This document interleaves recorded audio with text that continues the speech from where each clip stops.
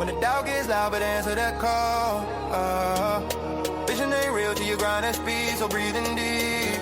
Then call it damn leads. Call it damn leads. Hey, welcome back to Call the Damn Leads, the show by sales professionals for sales professionals. I'm your host, Drewbie Wilson, with more than 2 decades in sales. I've seen it, been through it, heard about it. Now I'm bringing those stories to you, my favorite people in the world, because this is the greatest job on earth. Doesn't matter where you come from, what background, what personality type, you can create an amazing life in sales. And today's guest is no stranger to that journey. I'd like to welcome Josh Ramsey to the show. How are you, sir? Hey, I'm great. Good to be here. Hey, well, I appreciate it, and I want to jump right in, man. I want to hear your crazy sales story. Yeah, so this one's going to take a little bit of a weave of a story, but it kind of starts, I'm going to go forward, and then I'm going to go back to get back forward again. So I had a company out of Portugal that does extremely high-end windows. I mean, one window fixed unit was $325,000. So it was no small little piece. And they were really going after the, one percenters of the world to sell these windows to them. So they wanted to figure out a way to impact the market that they wanted to hit. They knew they wanted to hit architects and certain builders, and they wanted to get their name in front of them in the U.S. market. So I told them a story that happened a couple of years before that, about 2 or 3 years before. And what we did is I was working with a pest control group. You probably know the company Dow Chemical and Centricon brand. And with this marketing approach that I took, long story short is we ended up taking steps to educate consumers on who we were as a company. Then we got to our big hook, and our big hook was a box that we mailed. And the first box that we sent had a 6-inch rat and a 6-inch cockroach with our logo painted on it. So we knew with our marketing side that if we got people to get that box and know our name, that we would have some type of impact. And if we sold one deal, we covered our costs. Well, we immediately, when that box hit, we were able to track it. We got 4 phone calls. The first 2 were women yelling at us when hearing their husbands in the background laugh. And the next 2 were the husbands loving it and complimenting us with their wives yelling at us and cussing at us from the back of the phone. So it was a huge impact. So now I take us back to the window company. When I explained that to them, they didn't get the humor and the impact of if you're not disrupting the market, if you don't have something bold that's going to jump out and bite them in the face, that rat, that roach, then you don't get it. So I explained the story to them, and they were like, I don't know how that's going to work. And they couldn't see beyond the gimmick, so to speak, the hook. So then I walked them through the second box that I did. In the second box, if everyone remembers back in the 2014, 2013 time, bed bugs were on the rise. So we took a plastic bag, a Ziploc, and we inserted a note that said, caution, live bed bugs do not open. And then we ripped part of the plastic bag off. So we got a huge impact, and it didn't work as well because people were a little more upset and laughing, but we still had the impact and we still made the sales we needed to make. So what I look at is what's going to disrupt the market? What is it that's going to stand out and above everyone else? That when we go back to get that lead in, even if they're upset, we got the phone call. Even if they're happy, we got the phone call. We now know that these people are interested at some level, that they took enough time to call us, and even if they were unhappy, they call us back. So what ended up happening with that, the glass company, the window company, is that we ended up sending out a book, a metal book, like a notebook, and we got no impact because that's where their CEO wanted to go. But where we got impact was we took one of the architecture tubes where you wrap blueprints and put them in. We sent this tube out wrapped, and we had a much higher impact. So it just goes to show of the higher the disruption, the higher volume of calls that you can get. Yeah, I love the story because I'm a big fan of doing really outside the box things to get attention and create engagement. Because like you said, at some level, it's really just having a conversation is the main first goal in all of this. Create awareness, start a conversation.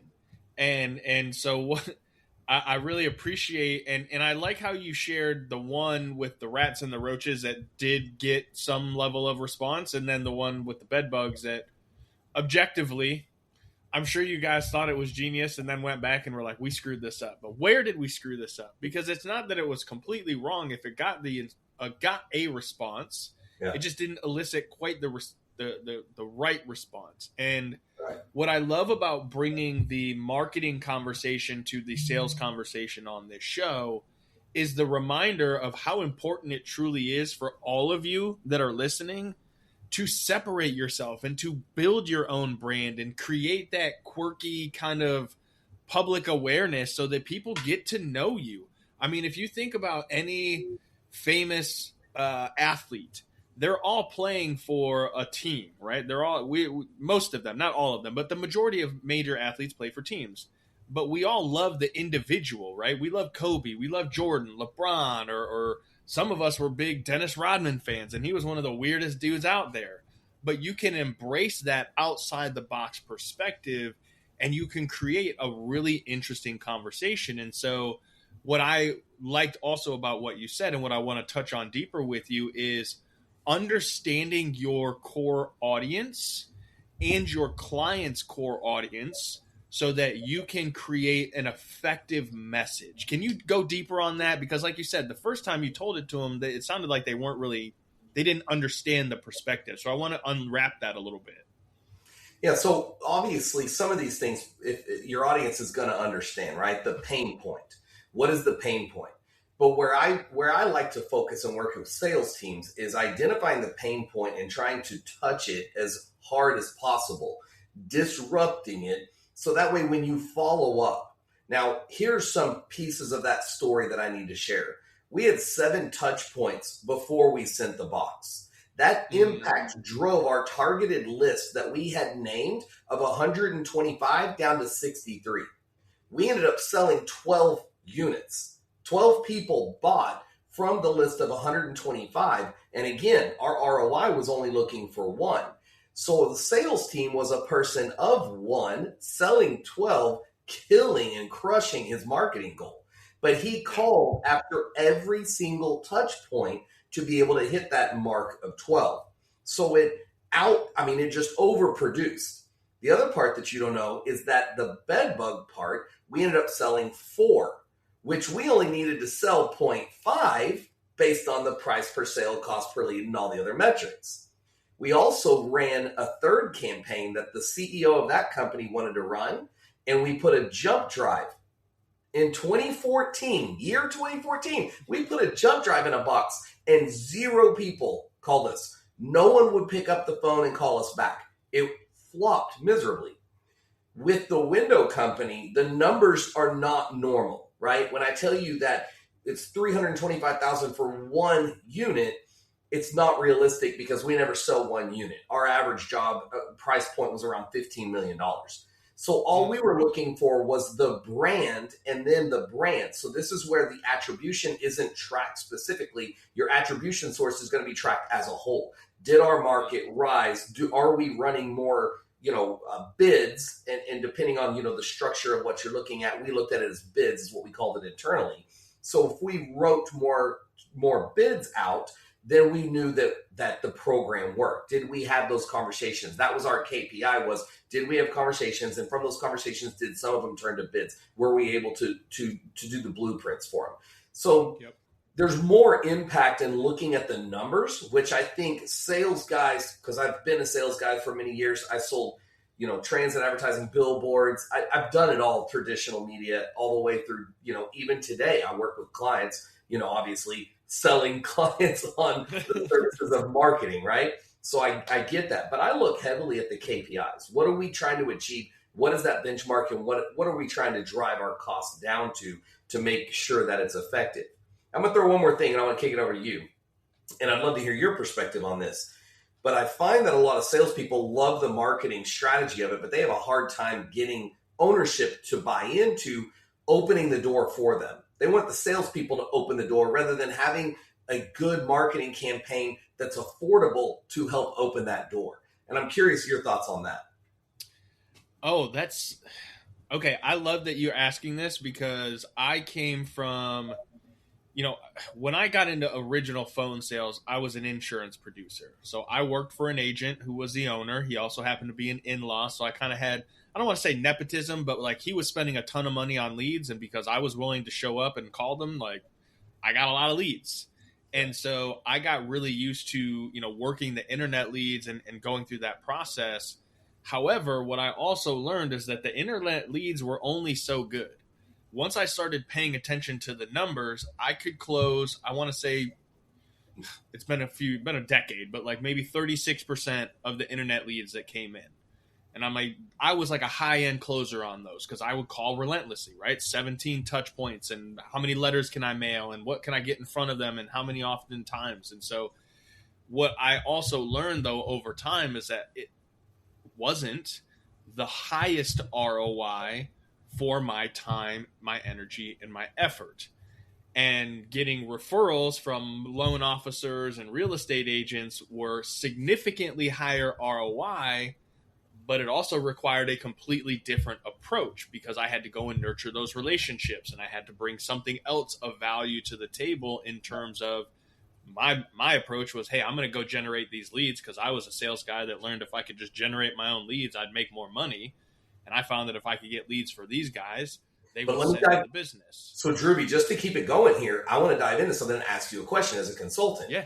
If you're looking at 100% of your sales and you're closing 36% of the total amount of leads that come in from the internet, that 30%, that 36%, let's just call it 5 sales that you made, right? Yep. I'm going to throw out a random number.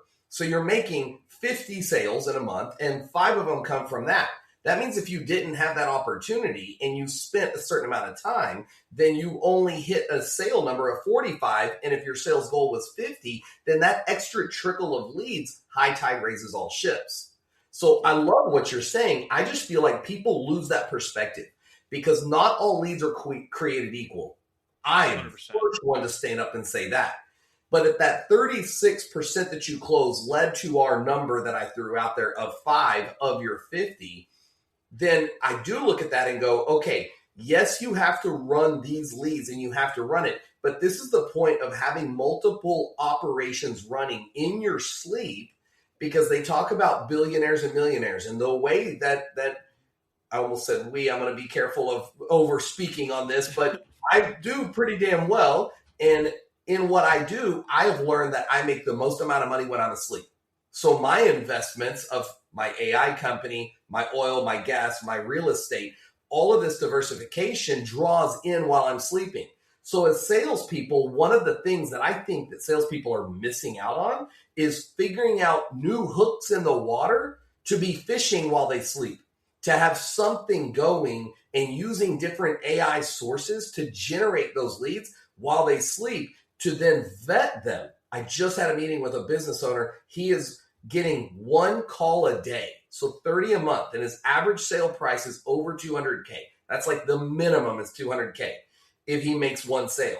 He's closing only 1 a month out of 30. His closing ratio is not very good, but he's dealing with watermelons versus apples.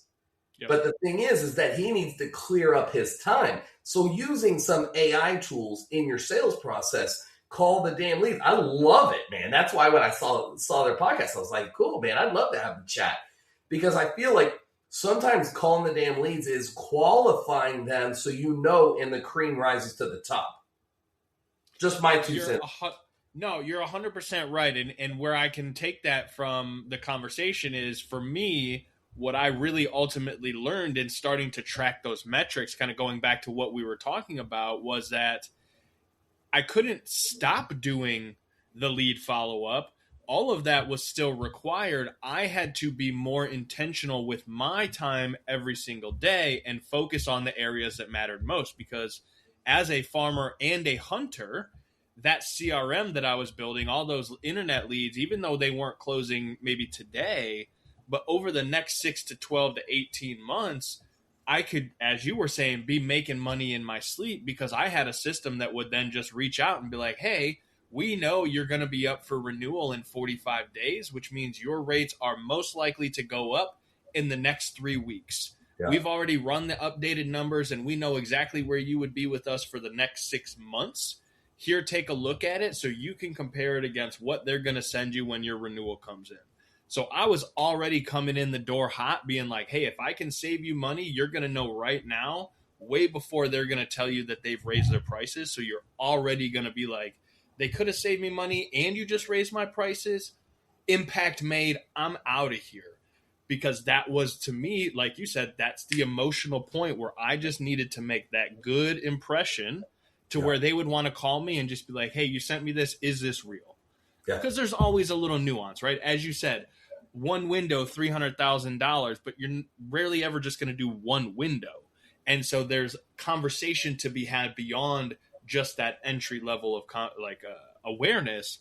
But just getting to that point is the secret sauce that so many sales pros are missing because they're not systematically, as you said, creating multiple streams of opportunity to generate conversations. Yeah. And I do want to touch on the AI thing for a little bit because I'm a proponent of it. I think it's a great tool. I think it's also making people very, very lazy. And I think there's a lot of folks that are skipping the true aspect of sales and just trying to get this thing to do the sales for them. And so before I share my opinion with what you were saying, it sounds like you're a pretty big advocate for the AI. Where are you seeing it most effective with the guys that you're working with right now? So I think that AI is, follow me for a minute because it's going to sound a little bit off in the beginning, but I think AI is overhyped. And I think it's overhyped because people don't qualify it and clarify it. So I'm brought in a lot of times and I speak at a lot of events, probably 2 to 3 a month, that I'm speaking at events to clarify AI because there's no clarity around what you're doing, why you're doing it, and setting the proper KPIs. KPIs are key point indicators, knowing that if I do this, this is the response that I'm looking for. I teach one thing that a lot of people don't get. It's ROI. Most people don't understand ROI because everyone right now is thinking, you're an idiot, Josh. No, you're thinking return on investment, and that's not true. It's the result of investment because you don't always get a return. What if you get $0 back? The key is not that you got $0 back. You didn't get a return. But what you did is get a result to see how do you modify it. And that ties into AI. It ties in because you're looking for the result, the KPI of the investment. And you have to know if it didn't work, doesn't mean that it's broken. Anyone can go out and run paid ads, Google AdWords, but not everyone can do it the right way. So that's part of that ROI. So when we talk about AI and we look for the clarity, let me cut through the smoke and move to the fire. There's so much can be said, but the first thing I would say is so many people are overspending without the right vision. So for me as a fractional chief marketing officer, people find me, I get probably 30% of my leads from being found on AI. But the reason is that business owners and salespeople do search and they dive in deeper and deeper. And then all of a sudden a fractional CMO pops up and people are like, what's that? I've never heard of this. Then they do the research, they find me, they call me. But when we look at other companies like insurance companies, they look at real estate people, you look at, construction, any type of construction, remodeling and so forth.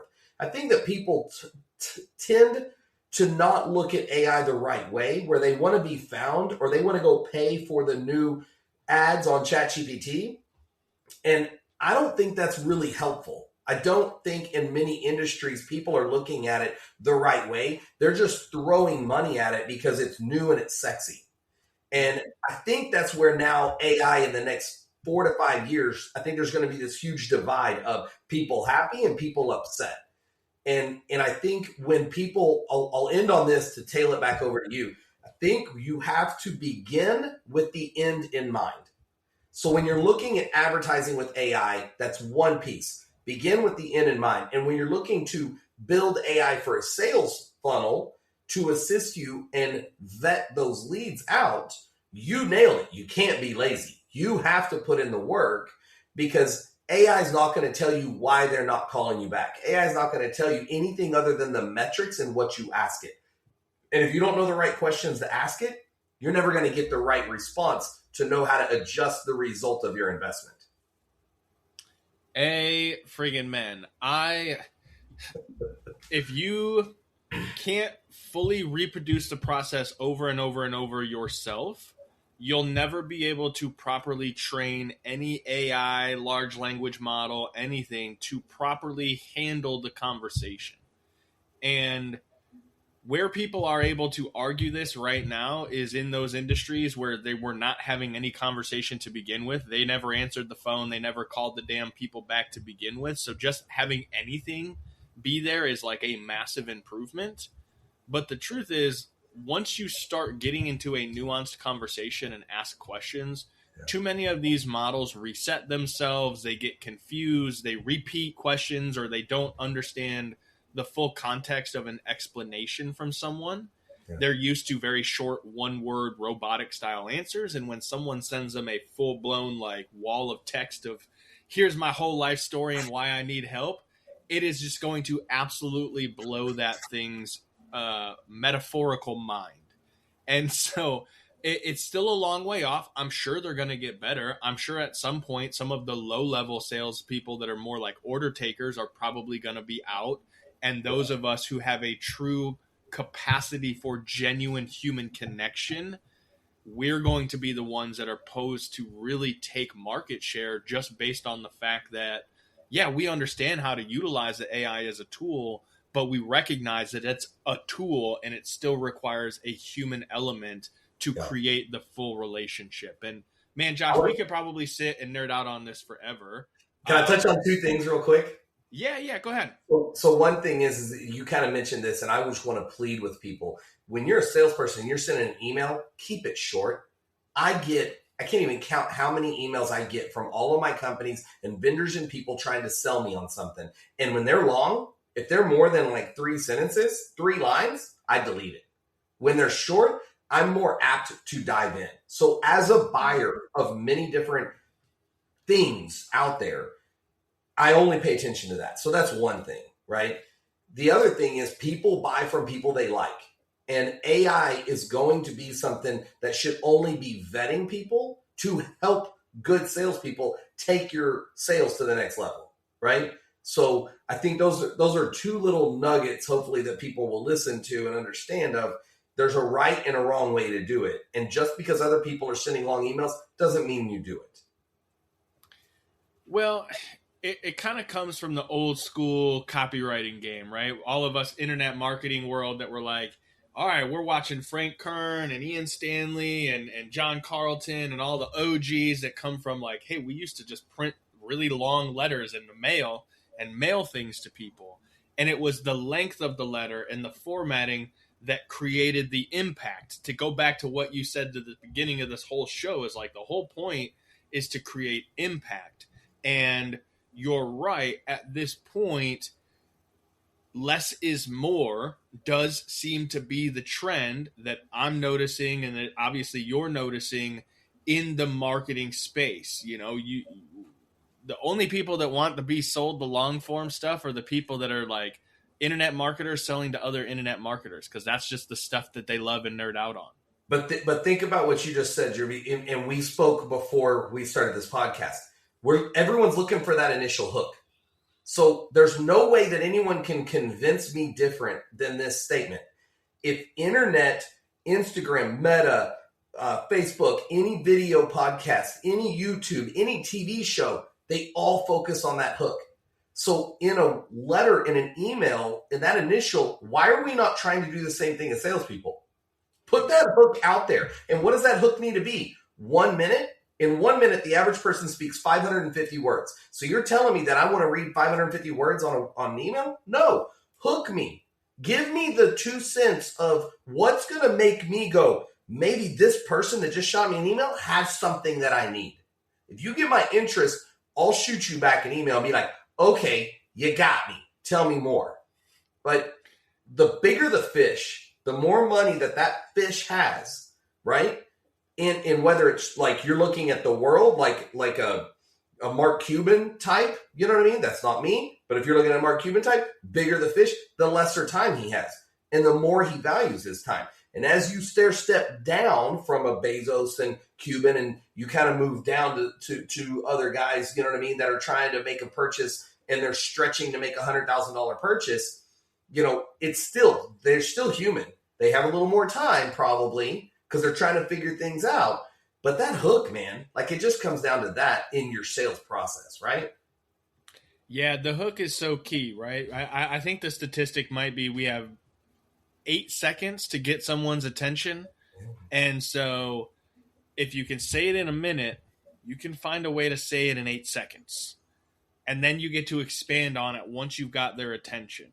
Yeah. And again, we could sit here and nerd out all day because I love this conversation. And I know this is just the tip of the iceberg for what you can share and what we could really go deep on the rabbit hole of. But I do want to respect your time. How do we find you, follow you, check out more of this amazing content, and see what you have going on in the world? Yeah. So my website is jrcmo.com. You can also just Google fractional CMO and then type in any major city in the US and you'll find me probably top 5 organically. So it's easy to find me. Joshua Ramsey Marketing. Don't get me confused with the Canadian punk rock singer. I have a little bit better hair than that guy. But Josh Ramsey Marketing, you can find me. And, you know, I have a free book that you can download, and I've got a lot of free information that I share on my website of marketing, hooks, socials, and then all my socials are out there as well that you can find. I will 100% make sure the team puts all of that in the show notes so it's easy for everyone to find you. Really appreciate you taking some time to hang out with us here today. Thanks for having me. I appreciate you. Absolutely. Listen, if you guys and gals enjoyed the show, go share it on social media. Whatever platform you prefer, doesn't matter to us. We just hang out on all of them. So go to the one you like, share this episode, tag me, tag Josh, let the world know that you got something out of this. Maybe you know somebody who just sucks at marketing. Maybe they suck at their follow-up. Maybe they need to hear this episode. Send it to them. You don't have to say those things. You don't have to tell them that they suck. But you can say, hey, I heard this episode. It made me think of you. I wanted to send it over your way. Give it a listen. And that's a pro tip for all of you that are trying to add value to any follow-up that you're doing. Share the stuff that helps other people. And then maybe you've got a story that will help other people, just like my man Josh. I'd love to have you on the show. Head over to callthedamnleads.com/podcast. Send us your details. Get signed up. While you're there, grab a hat, keychain, wristband, something. Support the show. Help us keep going. You know what to do. Go call the damn leads. We'll see you guys next time. When the doubt gets loud, but answer that call. Vision ain't real till you grind at speed, so breathing deep. Then call the damn leads. Call the damn leads.